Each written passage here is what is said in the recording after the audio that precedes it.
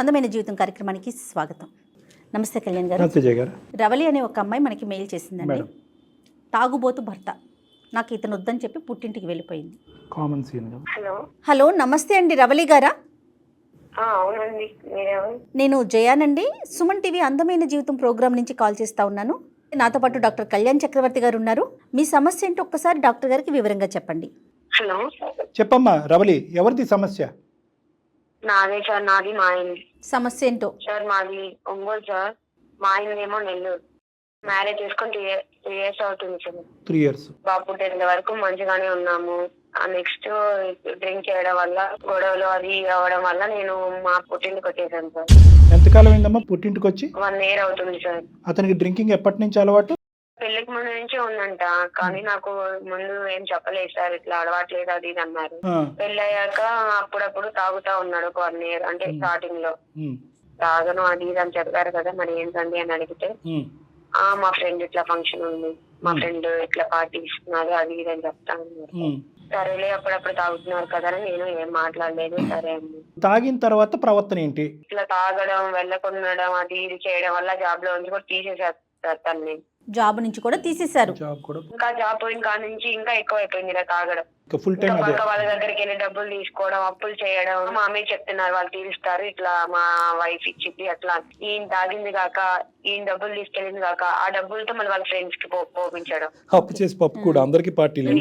సమస్య అయిపోయింది మేడం. మరి ఇల్లు ఎలా గడుస్తుంది? అంటే నువ్వు ఇంటికి ఇప్పుడు అత్తారింటికి రాకముందు, మీ పుట్టింటికి రాకముందు మరి ఇల్లు ఎలా గడిచేది? నేను డిగ్రీ చేసి ఇంట్లోనే ఉంటున్నాను సార్, నేను ఏం జాబ్ చేయొద్దు, నేను చూసుకుంటాను అది ఇది అన్నారు. మళ్ళీ ఇదొకటి, భారీ ఉద్యోగం చేయకూడదు. వాళ్ళు ఉద్ధరించరు, వీళ్ళని ఉద్ధరించరు. తాగితేనే, తాగినప్పుడు తను ఏం చేస్తున్నాడో తనకి అర్థం కాదు. అపార్ట్మెంట్ లోకి రావడం, అక్కడ వామిటింగ్ చేసి వచ్చుకోవడం, ఇంకా అక్కడ అంతా ఉంటారు కదా సార్, ఇంకా హౌస్ పక్కన వాళ్ళందరూ ఇంటి చిరాకిచ్చుకుంటే ఎట్లా ఉండిద్ది ఇంకా గలీజ్గా. తర్వాత ఒక్కొక్కసారి తాగొచ్చి ఇంకా నేను ఎందుకు తాగారు అది ఇది అని చెప్పి నేను ఆయనతో రివర్స్ అయి మాట్లాడడానికి ఎదురు తిరిగారు అనుకో, ఇంకా నన్ను కొడతారు మేడం ఇంట్లో. కొట్టేస్తారు మేడం, ఏది ఉంటే తీసుకొని వేసేస్తారు. ఉద్యోగం పోవటం వల్ల తాగటం వల్ల ఉద్యోగం పోయిందా? లేదు లేదు, ముందు నుంచి తాగుతున్నాడు కానీ జాబ్ చేసుకుంటా అప్పుడప్పుడు. అయితే నేను సర్లే అప్పుడప్పుడు అయింది, నేను ఊరుకున్నాను మేడం. ఇప్పుడు తను చెప్పులు వేసుకుని వెళ్ళేవాడు బ్రాండెడ్, అక్కడ తాగడానికి వెళ్తారు కదా, ఆయనకి ఆ మైకంలో నా వేసుకున్నాను, పక్కన వాళ్ళు వేసుకున్నాను కూడా తెలియకుండా వేరే వాళ్ళు వేసుకుని ఇంటికి వచ్చేసేసేవాడు. మా ఇంటికని వచ్చి పక్కింటి వాళ్ళ డోర్ తీస్తున్నారు మేడం నైట్ టైమ్ లో. అది చాలా డేంజర్ అమ్మా. వాళ్ళు ఇంకా మా మీద గొడవలు పెట్టుకుంటున్నారు, నవ్వుతున్నారు, ఏంది ఇట్లా ఉన్నారు హస్బెండ్ అది ఇది. వేరే వాళ్ళు ఇళ్ళల్లోకి తాగేసి ఇంకా అక్కడ వదిలేసి వచ్చారు సార్. ఇంకా వదిలేసి వస్తే అవి ఇంకెవరో వేసుకొని వెళ్ళిపోయారు. అక్కడ 2 times 2 bites పోయాయి అట్లా. బండ్లు కూడా 2 పోయినాయి బండిలు. అతను చెప్పులు తీసుకొచ్చి బండ్లు వేరే వాళ్ళకి ఇస్తున్నాడా?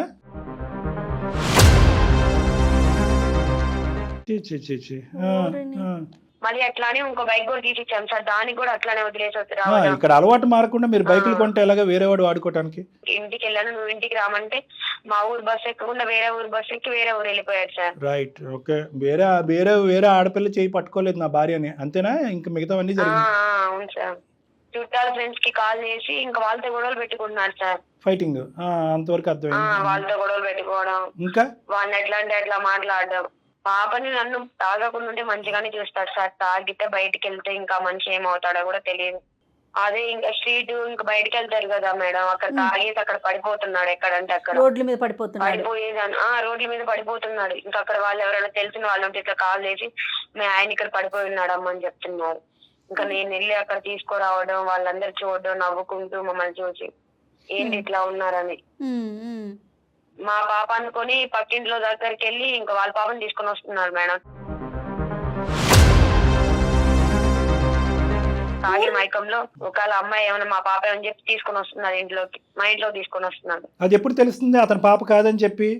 నేను చెప్పాక ఇదిగో మన పాప ఇది, వాళ్ళ పక్కింటి వాళ్ళ పాప అని చెప్తే అర్థమవుతుంది. ఇంకా నేను నలుగురు తనలేదు ఇతను పట్టుకుని కిడ్నాపర్ అని చెప్పి. అవును సార్, కళ్ళు తాగిన కోత అయినా గంతులు ఆపిద్ది కానీ ఈయన అసలు తాగితే అసలు ఆపడు సార్. మరి మీకు ఇప్పుడు ఫైనాన్షియల్ సపోర్ట్ ఎట్లాగా? అమ్మ వాళ్ళేనా? మీరు ఏదైనా జాబ్ చేసుకోవటం అలా ఏమైనా చేస్తున్నారమ్మా సంవత్సరం నుంచి? మా అమ్మ వాళ్ళు ఉన్నారు కదా మేడం, వాళ్ళు చూసుకుంటున్నారు నన్ను. ఇక్కడ ఉండడం వల్ల నాకు అసలు ఏమి ఇబ్బంది లేదు, పాపకైనా నాకైనా వాళ్ళే చూసుకుంటున్నారు. ఫైనాన్షియల్ గా ఓకేనా? అన్ని ఓకే మేడం, ఇంట్లో ఉండే కానీ ఎల్లకాలం అది సొల్యూషన్ కుదరదు కాదు. కదండి. Yes. అతని పేరేంటమ్మా? రవీంద్ర సార్. ఓకే, ఒకసారి ఫోన్ కలుపు, ట్రై చేద్దామా. No guarantee for this, but ఒక్కసారి ట్రై చేసి మాట్లాడదాం అమ్మా.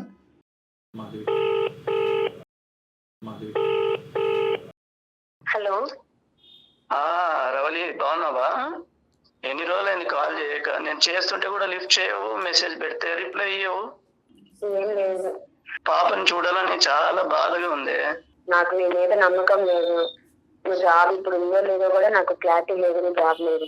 రియల్ ఎస్టేట్ లో జాబ్ చేస్తున్నాను, అంటే కమిషన్ వస్తుంది, శాలరీ కూడా ఇస్తున్నారు సార్ వాళ్ళు. ఇప్పుడు ముందు నాకు ఇట్లాగే చెప్పావు కదా, అట్లా మంచి చూసుకున్నావు అది ఇది అని చెప్పి మ్యారేజ్ చేసుకొని, ఇప్పుడు మళ్ళీ అట్లా చేసావు, తాగడం అది ఇది అని, జాబ్ కూడా పోగొట్టుకున్నావు. ఈ ఊర్లో నన్ను చూసి నవ్వుకుంటున్నారు. రవీంద్ర గారు నమస్తే అండి. ఎవరండి మీరు? నా పేరు డాక్టర్ కళ్యాణ్ చక్రవర్తి అండి. మీరు మా ప్రోగ్రామ్ చూసే ఉంటారు, అందమైన జీవితం సుమన్ టీవీ. నాతో పాటు సీనియర్ హోస్ట్ ఇక్కడ జయ గారు కూడా ఉన్నారు. మీ భార్య గారు నమస్తే సార్. నమస్తే. మీరు మేము ఒక రెండు నిమిషాలు మాట్లాడచ్చా? చెప్పండి సార్. థ్యాంక్ యూ, వందనాలు. సో నేను చెప్పేది ఏంటంటే సార్, ఇక్కడ ఆవిడ చాలా అంటే ఒక సెక్యూరిటీతో మాకు ఫోన్ చేస్తుంది ఆవిడ. మెయిన్గా సెక్యూరిటీ అంటే నేను బిడ్డను కన్నాను, 2 సెక్యూరిటీస్ నాకు కావాలండి. ఫైనాన్షియల్ సెక్యూరిటీ ఒకటి, తాగి విపరీతంగా ప్రవర్తించినటువంటి భర్త ఒకటి. ఈ రెండింటికి గ్యారంటీ ఉంటే కనుక మా అమ్మ నాన్న ఇంట్లో నాకు ఎంత సుఖంగా ఉన్నా కూడా భర్త దగ్గరికి వెళ్ళిపోతా బిడ్డను ఎత్తుకుని. కానీ నాకు ఆ గ్యారంటీ రావట్లేదు నా బ్రెయిన్లో. కానీ ఈ అలవాటు, ఈ బాటిల్ అలవాటు ఏదైతే ఉందో, ఇది మానేయడో లేదో నాకు అర్థం కావట్లేదు. ఒక ఆడదానికి ఈ స్థాయి ఇన్సెక్యూరిటీ, చిన్నపిల్ల 27 ఇయర్స్ అమ్మాయికి, పెద్ద వయసు ఏం కాదు, 2 ఇయర్స్ పాటు చూడకుండా దరిద్రం అంతా అమ్మాయి చూసిందండి. తప్పుగా అనుకోకండి. పక్కింట్లోకి వెళ్ళి తలుపు కొట్టడం, పక్కింటి పిల్లల్ని తీసుకొచ్చేయటం, వేరే ఆడవాళ్ళ మీద చెయ్యటం తప్ప మిగతావన్నీ జరిగినాయి. బండ్లు పోయినాయి, డబ్బులు పోయినాయి, అప్పులు అయిపోయినాయి, ఉద్యోగం పోయింది, అన్నీ అయిపోయింది. అంటే డ్రింక్తో పాటు జరగవలసినటువంటి అనర్థాలు అన్నీ కూడా ఏవైతే మేము 1-10 సార్లు మన పేషెంట్స్తో చెప్తూ ఉంటాం, మరి ఇలా చేస్తే అలా అవుతుంది జాగ్రత్త, ఇలా చేస్తే అలా అవుతుంది జాగ్రత్తగా అంటున్నాం. కానీ మీకు అలా చెప్పక్కర్లేదు. అలా చేయటం వల్ల ఏమేమైనాయో అన్నీ మొత్తం లిస్ట్ అంతా వచ్చేసింది. పడిపోవటం, వాంతులు చేసుకోవటం, ముందు రోజు రాత్రి ఎలా ప్రవర్తించారో మర్చిపోవటం. అంటే ఇక్కడ 2 అంశాలు. ఒకటి, మీకేమన్నా ఫ్యూచర్లో ప్రాణహాని ఉందా ఇలా డ్రింక్ చేయటం వల్ల? యాక్సిడెంట్ జరగచ్చు, ఏమైనా జరగచ్చు. 2, బిడ్డకు ఒక తండ్రి కావాలి, బాధ్యతతో కూడినటువంటి ఒక తండ్రి కావాలి. 3, ఫైనాన్షియల్ సెక్యూరిటీ కావాలి. ఇటువంటి అభద్రతతో ఆ అమ్మాయి మా దగ్గరికి వచ్చి లబోదిబో నన్ను కాపాడండి సార్, నేను వెళ్ళాలనే ఉంది, గ్యారంటీ లేదు, గ్యారంటీ కావాలంటుంది. ఆ గ్యారంటీ కావాలంటే ఎవరు ఇస్తారు? సర్టిఫికేట్ ఇవ్వం కదా, మేము మీతో మాట్లాడితే అర్థమవుతుంది.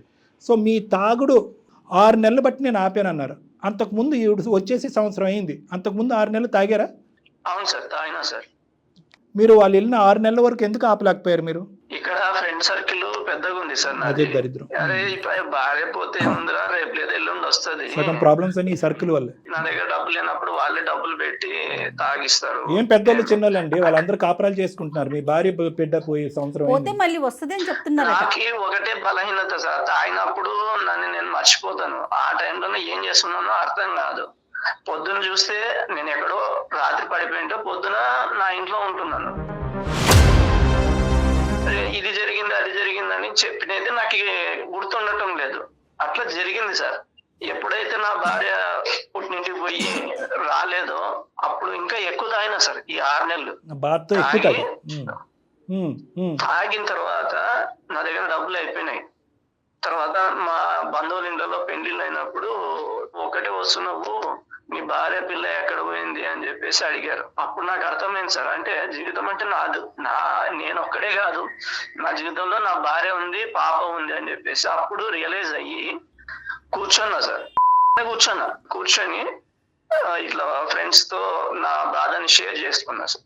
దాని ఏం లేదురా నాయన, ఇట్లా రియల్ ఎస్టేట్ దాంట్లో నా డబ్బులు ఇస్తారు, కమిషన్ కూడా ఉంటుంది, వెళ్ళి చేసుకుంటా అంటే నేను చెప్తాను అని అన్నారు సార్. కానీ ఒక్క ప్రమాణం చేయించుకున్నాడు సార్ మా ఫ్రెండ్, లైఫ్ లో నువ్వు బాటిల్ పట్టుకోరాదు అని ప్రమాణం చేయించుకున్నాడు. ఆ రోజు నుంచి సార్ నాకు దేవుడు అంటే భయం సార్. ఆ భయమే నన్ను కాపాడింది సార్. ఈ 6 నెలల్లో ఎక్కువ శాతము రియల్ ఎస్టేట్ కోసమే కేటాయించిన సార్. నాకు 6 నెలల నుంచి సార్ నాకు నా పాప గుర్తుకొస్తుంది సార్. అయ్యో, నేను ఎవరికి చెప్పుకోవాలి సార్, ఇది సిటీ కాదు సార్, ఎవరు పట్టించుకోరు సార్. అవునండి, అవును. డబ్బు వస్తుంది సార్, డబ్బు ఉంటే ఏం చేయాల? కరెక్ట్ అండి, సంతోషం లేని డబ్బు అంటారు కొంతమంది ఫ్రెండ్స్. అది పోతే ఇంకోటి చేసుకో అని అంటారు. చాలా మందికి నేను ఇష్టపడి పెళ్లి చేసుకున్నాను. ఆ పాప నాకు గుర్తుకొస్తుంది, ఏది గుర్తుకు రా సార్. నేను ఇప్పుడు తాగిన మైకంలో కూడా వేరే పాపను ఎత్తుకొని వస్తున్నానంటే ఆ మైకంలో కూడా ఆ పాప సార్ నాకు, కానీ బై మిస్టేక్ తీసుకొని వస్తున్నాను. సరే అంటే అదొకటే రిస్క్. మీరు ఎవరో నాకు తెలుసు సార్, పర్లేదు తప్పలేదు, పెద్దోళ్ళు అని చెప్పేసి నా భార్య ఫోన్ చేసింది సార్. నాకు ఒకటే సార్, మీకు కావాలంటే సార్ నా భార్య నా బిడ్డని నా దగ్గరికి రానియండి సార్. కాదండి, ఇప్పుడు మేము ఆపట్లేదు మీ భార్య గారిని మీ దగ్గర రావద్దని, నమ్మకం ఆవిడకి కలుగజేయండి. ఇప్పుడు మీరు కొన్ని చేస్తుంటే చాలా బాగుండేది రవీంద్ర గారు, మీ బాధ నాకు అర్థమవుతుంది. పిల్లల మీద ఒట్టేసి మీరు ఆ విధంగా చేస్తారని నేను అనుకోవట్లేదు. మీ ఫ్రెండ్కి చాలా కృతజ్ఞతలు, ఎందుకంటే అతను ఇంకా ముందే చేస్తుంటే, అంటే బహుశా మీ ఇంటి పరిస్థితి అతనికి ముందే చెప్పుంటే అతను ఎప్పుడో చేస్తుండే. యూజువల్గా తాగేటటువంటి సర్కిల్ అంటారు చూడండి, వాళ్ళు ఏమంటారు అంటే కనుక తాగుతూనే ఉంటారు, వాళ్ళ జీవితాన్ని వీళ్ళకి అప్లై చేస్తూ ఉంటాడు. అంటే ఇలాగే మా పిల్లం కూడా అలాగే ఉంటుంది, ఊరుకోరా, మా ఆవిడ కూడా 10 రోజులు వెళ్ళి మళ్ళీ తనే వచ్చేసిందిరా అంటారు. కానీ మీ ఫ్రెండ్ అలా అనలేదు, నీకు ఉద్యోగం ఇప్పిస్తాను, నువ్వు దానికి గుడ్ బై చేస్తేనే నువ్వు నాకు అసలు సిసలైన స్నేహితుడు అన్నట్టుగా మాట్లాడించండి. అతనికి 100కి 100 మార్కులు. ఇప్పుడు ఏ సర్కిల్ అయితే తను అట్లా అయిపోవటానికి కారణమైందో అలాంటి ఫ్రెండే కాపాడాడు కదా. మీరు ప్రస్తుతం అయితే పూర్తిగా ఆపేశారు కదండి. నిజం సార్, చిలుకూరు బాలాజీ మీద ఒట్టు సార్, నా భార్య పిల్లల మీద ఒట్టేసే సార్. ఆ రోజు నుంచి ఈ రోజు వరకు తాగటం లేదు సార్. చెకింగ్ చేయించుకోవచ్చు సార్. అదే నేను అనేది ఏంటంటే, ఇక్కడ ఇష్యూ చాలా సింపుల్. ఆవిడకి కూడా రావాలనే ఉంది. ఇటొచ్చి ఒక సెక్యూరిటీ గురించి అన్నారు, డబ్బు ఉద్యోగపరమైనటువంటి సెక్యూరిటీ ఎలాగ ఉంది ఆధారాలతో పాటు చూపెడతా అన్నారు. ఆవిడకి కావాల్సినటువంటి ఇంకో ఏకైక ఆధారం ఏంటంటే, మీరు డ్రింక్ కూడా మానేశారు, పర్మనెంట్గా మానేశారు, ఈ జీవితకాలంలో చేయరు అనేటటువంటి దానికి ఒక ఆధారం కావాలి. దానికి నేను నిలబడతా, అందులో ఏం ప్రాబ్లం ఇవ్వాలి కదా, దానికి నేను నిలబెడతాను. మీరు నా క్లినిక్కి వస్తే కనుక మనం కొన్ని టెస్టులు చేద్దాం, ఏమైనా బాడీ ఆల్కహాల్ ఆవిడ గురించి. ఓకే, మీ మాట మీద నాకు నమ్మకం ఉంది, ఆవిడకి రావాలిగా. తర్వాత రెగ్యులర్గా మీరు రెగ్యులర్గా ఫాలో అప్ వస్తూ, మళ్ళీ ఆవిడ వచ్చింది కదా అనేటటువంటి సెల్ఫ్ కాన్ఫిడెన్స్తో మనోధైర్యంతో మళ్ళీ ఆ బాటిల్ వైపు వెళ్లకుండా, అటువంటి స్నేహితుల దగ్గర నుంచి, అంటే ఇతను కాకుండా మిగతా వాళ్ళు ఉన్నారు చూడండి, వాళ్ళ దగ్గర నుంచి దూరంగా ఉంటూ బాధ్యతాయుతంగా ఉండి ఉద్యోగం చేసుకుని డబ్బులు సంపాదించుకునేటటువంటి విధంగా కొంతకాలం మనం ఫాలో అప్ పెట్టుకుందాం. అప్పుడు మీకు సెక్యూరిటీ, తనకి సెక్యూరిటీ. సార్ అప్పుడు కూడా అట్లానే అన్నాడు సార్, నేను మారాను, నేను మాట్లాను అది ఇది అని చెప్పి నాకు నమ్మకం లేదు సార్. మళ్ళీ నేను వచ్చాక మళ్ళీ స్టార్ట్ చేస్తాడేమో కదా సార్. అమ్మ ఇప్పుడు ఏంటంటే, ఇప్పటి వరకు చూసుకుందాం, తర్వాత జరిగే ఘట్టాన్ని తర్వాత చూద్దాం. ఇప్పటి వరకు అతను ఏమంటున్నాడు, ఇప్పుడు నువ్వు ఏదైతే నిర్ణయం తీసుకుని వచ్చి మీ అతనితో నేను చాలా ఇబ్బంది పడ్డాను సార్. మేమేమి నిన్ను బలవంతం చేయట్లేదు, అదొక్కటే నీ జీవితం, అది దారి అనట్లేదు. అతని తరపున మేమేమి 100 రూపీస్ స్టాంప్ పేపర్ మీద సంతకం పెట్టి గ్యారంటీ ఇవ్వట్లేదు. మేము చెప్పేది ఏంటంటే, అతను ఏదైతే మారుతాను అన్నాడో ఒక 2 నెలలు వెళ్ళి ట్రై చేయి, చూడు. నేను మేడము ఫాలోఅప్లోనే ఉంటాను, నన్ను క్లినిక్ పిలిచి కౌన్సిలింగ్ చేద్దాం, బ్లడ్ టెస్టులు చేద్దాం. మేము బలవంతం చేయట్లా, కానీ అతను అమ్మ ఒకటే రవలి, ఇది మేమేమంటున్నామంటే, ఇదే సొల్యూషన్ కింద వెనక్కి వెళ్ళొద్దు, ఇది ఒక కండిషనల్ కింద మీరు వెళ్ళండి. ఇంతకు ముందుకి ఇప్పుడున్న డిఫరెన్స్. మంచోడు అని అనమాకండి సార్, మంచం అంతా ఇచ్చేసే రకం ఆయన అసలు నమ్మడానికి లేదు, అంతే మాట్లాడతాడు సార్. ఇప్పుడుకొచ్చి సరే నాకేం తెలీదు, నేను ఏం చేశాను, ఇప్పుడు ఎట్లా మాట్లాడాడు అంతే మాట్లాడతాడు సార్. అసలు నమ్మదు కాదమ్మా, ఇప్పుడు వరకు నేను మాట్లాడిన దాంట్లో ఎక్కడో మంచోడు చెడ్డోడు అని మేము అనలేదు. ఓకే, అతను చెప్పినటువంటి 4 మాటలు బట్టి మేము గ్యారంటీ ఇవ్వట్లేదు. వినండి, ఇంతకుముందు బ్యాక్గ్రౌండ్లో ప్రొఫెషనల్ హెల్ప్ సపోర్ట్ అనేది మీకు లేదు. ఇప్పుడు ఆ ప్రొఫెషనల్ హెల్ప్ సపోర్టు, ఆ విధమైనటువంటి గ్యారంటీ ఇవ్వడానికి నేనున్నాను. నేనే ఇప్పుడు ఏదైతే మాట అన్నానో, అమ్మ 2 నెలలు చాలా ఓపిక్గా ట్రై చేసావు, 6 వారాలు చాలా ఓపిక్గా ట్రై చేసావు, అతనిలో నా ప్రయత్నం తర్వాత కూడా మార్పు రావట్లేదు, మళ్ళీ షారా మామూలే అయ్యింది, 2 నెలల తర్వాత 6 వారాల తర్వాత మళ్ళీ తాగుతున్నాడు తిరుగుతున్నాడు అని అనుకుంటే, ఇప్పుడు నువ్వు తీసుకున్నటువంటి నిర్ణయమే నువ్వు అప్పుడు తీసుకో. లీగల్గా ఎలా ముందుకెళ్ళాలి అనేటటువంటిది కూడా ఇదే వేదిక నీకు సలహా సూచన కూడా ఇస్తుంది. ఇంతకైతే మించి నేను మాట్లాడను. సరే, మీరు ఇంతలా చెప్తున్నారు కదా సార్, అతను కూడా అతని మాటల్లో కొంచెం ఏమో అట్లా మారాడేమో అని కొంచెం ఉంది. మీరు చెప్తున్నారు కదా, ఇంత గ్యారంటీ ఇస్తున్నారు కాబట్టి మీ మాట మీద ఒకసారి ఆయన కూడా మీ దగ్గరికి రామని చెప్పి ఒకసారి చెక్ చేసి మీరు అంతా ఓకే అంటే. ఓకేనమ్మా, ఓకే రవీంద్ర గారు. మేడం, మీరు నాకు ఇప్పుడు దేవుళ్ళతో సమానం మేడం. నాకు ఒకటే మేడం, నా భార్య పిల్లల కోసం నేను ఎంత దూరమైనా వస్తాను మేడం. ఒకటి నాకు ఇంకోటి మేడం, ఇప్పుడు 5 లక్షలు బంగారు తీసుకొని వస్తాను మేడం. నా భార్య నా పిల్లలకి వేసే నా ఇంటికి తీసుకొని వచ్చుకుంటా మేడం. ఆవిడికి కావాల్సింది మీ బంగారమో మీ బ్యాంక్ బ్యాలెన్సో కాదండి రవీంద్ర గారు, ఒక్కసారి నా మాట వినండి. ఏ భార్యకైనా కావాల్సింది మీరిచ్చే బంగారము, మీరిచ్చే బ్యాంక్ బ్యాలెన్సో కాదండి, ఒక నమ్మకం. ఆ నమ్మకాన్ని కలిగించండి, తనకి మీ ప్రేమను చూపించండి. మాకి పల్లెటూరులోన ఇంటికి పిలుచుకొని వచ్చేటప్పుడు బంగారు పెట్టి పిలుచుకొని వస్తాం అదే, మేడం. అది చాలా ఆ పద్ధతి గురించి సంతోషం నేను అండి. చెప్తున్నా మేడం. కాదనట్లేదండి, నేనేమంటున్నానంటే మీ సాంప్రదాయాన్ని మీరు ఫాలో అవ్వండి, దాన్ని మేము ఎవ్వరం కాదనట్లా. అట్లానే ఆ అమ్మాయికి మీ మీద నమ్మకాన్ని కలిగించండి. భరోసా కావాలి. కాదండి, ఎంత మనసు విరిగిపోతే రానంటోంది కాబట్టి ఆ నమ్మకాన్ని కలిగించండి చాలు, అంతే. రెండే అంశాలు మీరు ఖచ్చితంగా మేడం. నేను ఇప్పుడు ఈ క్షణం బయలుదేరమంటే మీ ఆఫీస్కి వస్తాను మేడం. అడ్రస్ ఓకేలేండి, పెట్టండి. అది కాదు. నేను వస్తాను మేడం. ఇప్పుడు ఈ స్పీడ్ వద్దండి. నేను ఒకటి మీ మాట మీద మాకు నమ్మకం ఉంది, మీరు మాకు ప్రామిసులు మాకు చెయ్యక్కర్లేదు. మాకు కాదు, నమ్మకం ఈజ్ నాట్ ఏ కలిగించాలి. Cut throat. ఒక్కసారి వచ్చేటటువంటిది క్రాస్ సెక్షనల్గా ఒక ఫోటోలాగా వచ్చేటటువంటిది కాదు. మాకు ఒక మూవీ కావాలి, ఒక కంటిన్యూస్ స్క్రీన్ కావాలి, మాకు కంటిన్యూస్గా ఆ అమ్మాయికి ఒక భరోసా కావాలి, నమ్మకం కావాలి, పాత జ్ఞాపకాలు చెరిగిపోవాలి తన మైండ్లోంచి. నెంబర్ 1, ఏ ఇంట్లో ఏ వాతావరణంలో అయితే కనుక మీ ఆయన తాగుబోతాడు, అక్కడ పడిపోయాడు ఇక్కడ పడిపోయాడు అనే పరువు పోయించండి. ఆ పరువుని మళ్ళీ మరో సంపాదించేటటువంటి ప్రయత్నం చేయాలి. పరానా వ్యక్తి యొక్క తండ్రి తాగి ఎక్కడో పడిపోతే మేము తీసుకొచ్చాము అనేటటువంటి మాట రేపొద్దున మీ బిడ్డ ఒక స్కూల్లో కానీ ఒక పార్క్లో కానీ వినకూడదు. ఫస్ట్ ఈ భరోసా కావాలి. ఈ పరువు గురించి మీరు ప్రాకులాడాలి కానీ 30 లక్షలు 5 లక్షల బంగారం కాదు. అవి ఓకే, సంతోషం, అది ఫైనాన్షియల్ గ్యారంటీ. ఆ అమ్మాయికి కావాల్సింది ఏంటంటే మనసుకు సంబంధించిన గ్యారంటీ అడుగుతుంది, ప్రేమకు సంబంధించిన గ్యారంటీ అడుగుతుంది, భవిష్యత్తుకు సంబంధించిన గ్యారంటీ అడుగుతుంది, బిడ్డ భవిష్యత్తు దృష్ట్యా అడుగుతుంది. అవి ఇవ్వండి, over a period of time ఇవ్వండి. ఇప్పటికిప్పుడు టక ఇవన్నీ వద్దు. ఓకే ఎట్లా చెప్తే అట్లా చేస్తా సార్. సూపర్, ఓకే, మీరు వచ్చి మీ ఆఫీస్ కి రమ్మంటే వస్తాను సార్. తప్పకుండా ఇద్దరు రండి. ఎందుకంటే ఆ అమ్మాయి కొన్ని చూడాలి అనుకుంటుంది, అది మనం బ్లడ్ టెస్ట్ల ద్వారా చేసి మీరు ఏదైతే తాగట్లేదు అనేది మన ఎవిడెన్స్ ద్వారా అమ్మాయికి చూపెడదాం. సరే సార్, నేను వస్తా sir. Right, okay Ravali, Ravali. Okay అమ్మా. రవలి, వెళ్దాము, వెళ్ళి మంచిగా ఉందాం ఇప్పటి నుంచి. నమ్ము. నేను కాదు, మంచిగా నమ్మకంగా ఉంటే నీతో ఉంటా. అర్థమైందా? సరే, చెప్పినట్టు సార్ వాళ్ళు చెప్పినట్లు నేను వింటానని చెప్తున్నా కదా. Okay okay okay madam. Thank you sir. మీరు ఎవరు నాకు దేవుళ్ళు వదిలేండి, అంత మాటలేండి కాదు కానీ మీ ఇద్దరు హ్యాపీగా ఉండి ఆ బిడ్డను సంతోషంగా చూసుకోగలిగితే అదే మాకు 10,000. మేమేం దేవుళ్ళు కాదు, దెయ్యాలు కాదు. మీ ఆరోగ్యం, మీ సంసార జీవితం, ఈ ప్రోగ్రాం చూసినటువంటి వాళ్ళు చాలామంది ఈ వేదికని తీసుకుని దీన్ని సాక్షిగా ఇలా కూడా మనం ఉండొచ్చు, ఇలా కూడా అండర్స్టాండ్ చేసుకోవచ్చు అని చెప్పి ఈ ఎపిసోడ్ ద్వారా ఒక 2 మెసేజ్లు తీసుకుంటే అదే మాకు సంతోషం. ఇంకా మాకు అంతకు మించి ఏమీ అక్కర్లేదు. రైట్ అండి, సంతోషం సార్. సంతోషం సార్. ఓకే అండి, నమస్తే. బాయ్ అమ్మ Ravali, all the best. Okay sir, thank you sir. Thank you. నా కోసం ఇంతసేపు. అలాగే అమ్మా, థ్యాంక్ యూ. బాయ్ అమ్మయ్యా. చూడండి, అతనిలో ఒకవేళ నిజంగానే మార్పు వచ్చింది అనుకుందాం కళ్యాణ్ గారు, కానీ అమ్మాయి మనసు విరిగిపోయింది కదా, తను యాక్సెప్ట్ పడ్డా వాళ్ళకే తెలుస్తుంది ఆ బాధ. ఈ అమ్మాయి పడలేదు అని మనం అనట్లేదు, ఈ అమ్మాయి చాలా అనుభవించింది. కానీ ఆ అనుభవమే ఈజ్ ఫర్ లైఫ్ టైం అన్నట్టుగా ఫిక్స్ అయిపోయి నెక్స్ట్ అటెంప్ట్ చేయలేదు ఇవిడ.